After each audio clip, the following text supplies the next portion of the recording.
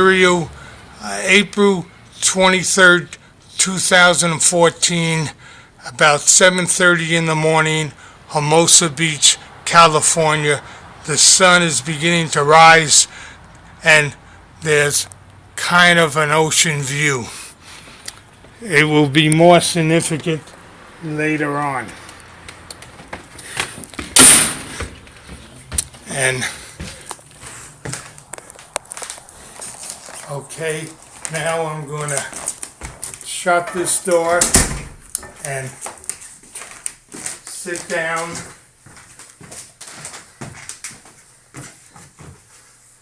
and we're ready to go. Now let's focus on these pages one at a time. On July 10th, 1985, and you go back and forth if you want on each page, I was served with divorce papers. This is called 2 Bowls of Cereal. The original was October 4th, 2007, which is also on YouTube. It was done at a friend's house in Culver City, California. On May 17th, 1988, I fired my attorney and proceeded my improper continuances and monthly statements were the only things I could count on.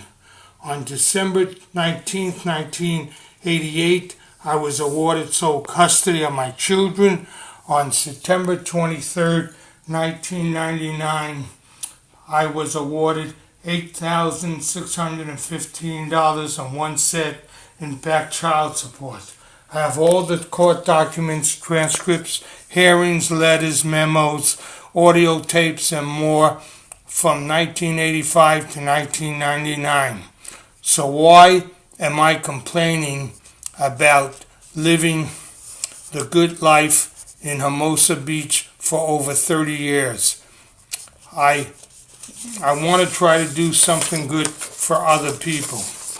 I have lived in Hermosa Beach since 1977.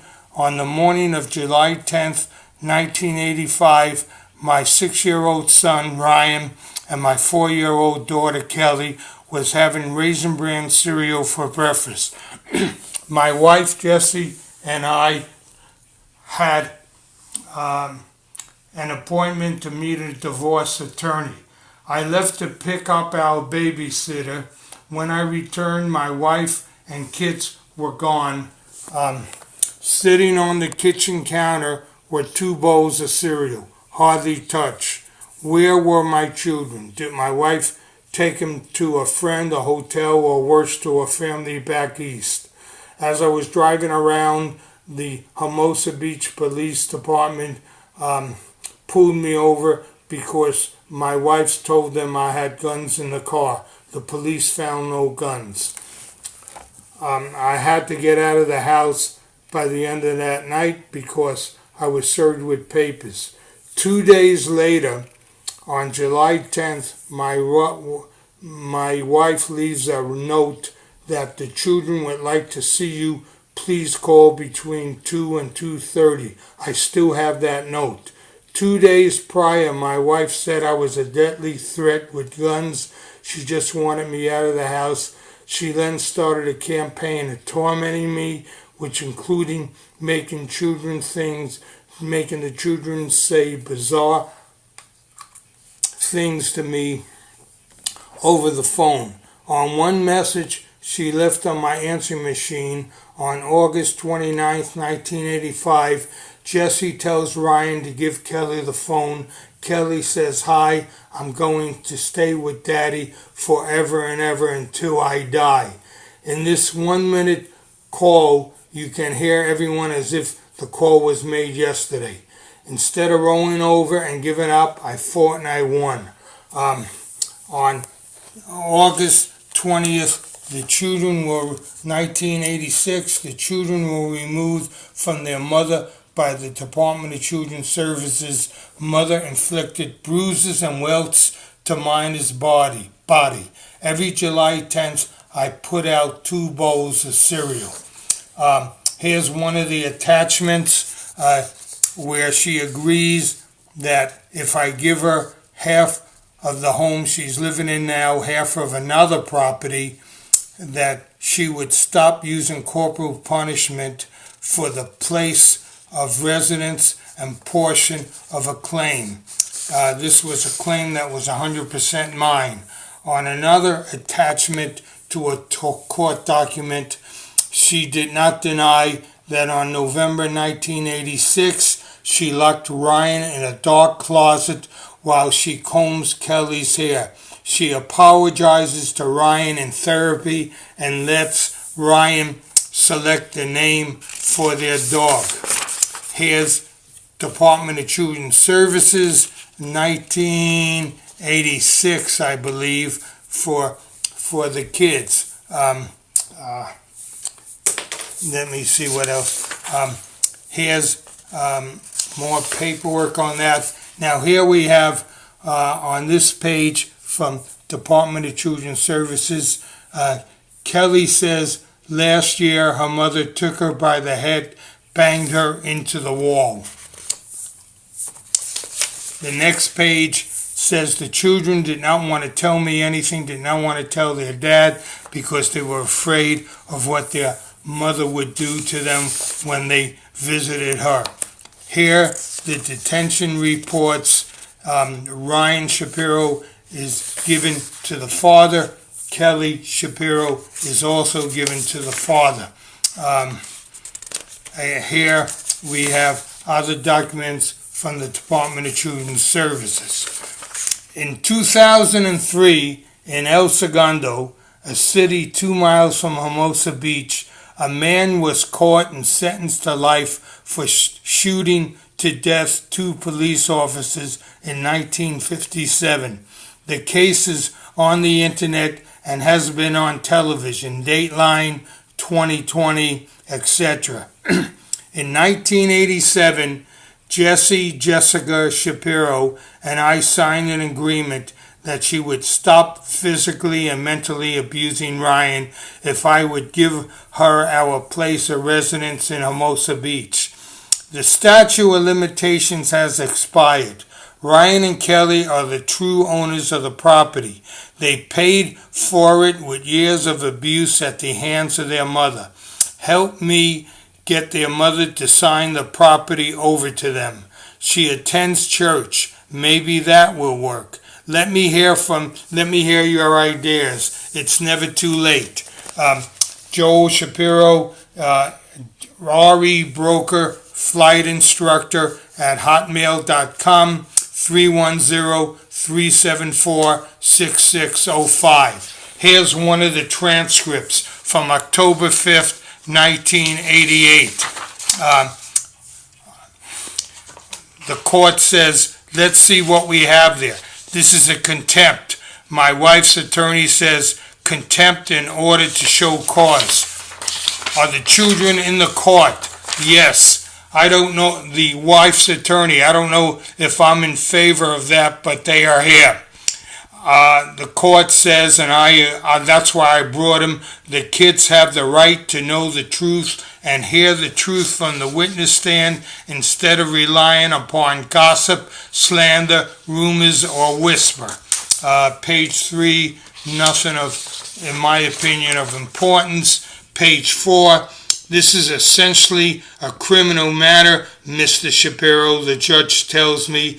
If the court finds that you are guilty of contempt, it could involve a jail sentence. For that reason, you have the right to remain silent. Page 5, nothing. Page 6, the judge tells my wife's attorney, you don't have to stand up, Mr. Hallett. You will live a lot longer. You might live as long as I have.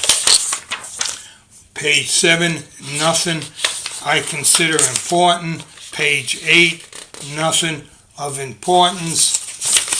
Page 9, since the time, one of the therapists says she's written a letter saying since the time I've seen the behavior of the children stabilize towards each other since being with Mr. Shapiro.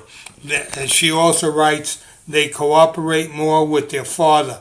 I would say, based on my brief experience with them, that they are feeling more secure with their father as the main support. I feel Joel needs to continue as the main support of the children. Also, the letters from the worker at the Department of Children's Services was a black man, which I indicate in my attachment. She considers that white people think black women are brutal. That statement is right in the report, and she seems to use it as an excuse for some, if not all, of the abuse that she is being picked on because of the color of the skin. So that is why I point out there was a black investigator. If it rained after she washed her car, she'd probably say God is prejudiced against black people. That I just interjected right now at the moment. Petitioner has seen Ryan at school, during school, and after school. I've given her schedules of his baseball games, soccer games. She does not want to go over there. She has asked me to drag Ryan out of the car, and I refuse to do that. The children go back into the judge's chambers. The record will show that I've talked to him. I will think we will have less work with Kelly. The judge says, the attorney for my wife says Ryan is an extremely sick kid. He's going to get sicker if he continues with Mr. Shapiro. The reason they hate their mother is because of the lies this bum has fed to him. Now you are stepping out of your role as an attorney when you pick up feelings and emotions and describe him as a bum. Your Honor, that's the way he is. The court, there is nothing in the material that I have before me that would support anything you say. What surprises me, the court says, is that both of these kids have the courage to stand up to their mother. The attorney for their mother says he's a good guy, father. He doesn't do discipline. And he says children in crisis don't do as well as Ryan. Ryan is getting all A's. Kelly is getting all E's. I think they are doing pretty good. They're thriving under their father. The attorney says, I think that he's lying. Well, this is where the mother made her first mistake, calling him a liar in chambers. Your Honor, he is. No. I have seen 9-year-old liars, 7-year-old liars, 5-year-old liars. So it's not hard for me to believe that concept. But I don't think Ryan is a liar.